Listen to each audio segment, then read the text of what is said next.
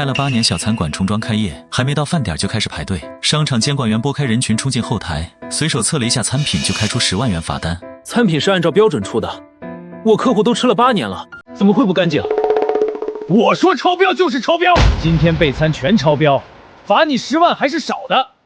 告诉你，我有800种方式让它显示超标。今天不交钱，我就天天查，查到你关门为止。我当场交钱拿回收据，转身拨通报警电话。我新店开业，店里餐品被人投毒了。卫健局8点查验合格的餐品，11点测出有问题了。这期间近1000人都是吃的这个餐品，这是涉及到几百个家庭的群体中毒事件。警察同志一定要查清楚啊！赵刚把厕纸甩我脸上，我说超标就是超标，废什么话？厕纸边缘沾着餐食的汤汁甩得我脸上全是。我看着后厨整整齐齐的备餐台，所有餐具刚消过毒，还冒着热气。今天是我餐馆重装开业第1天。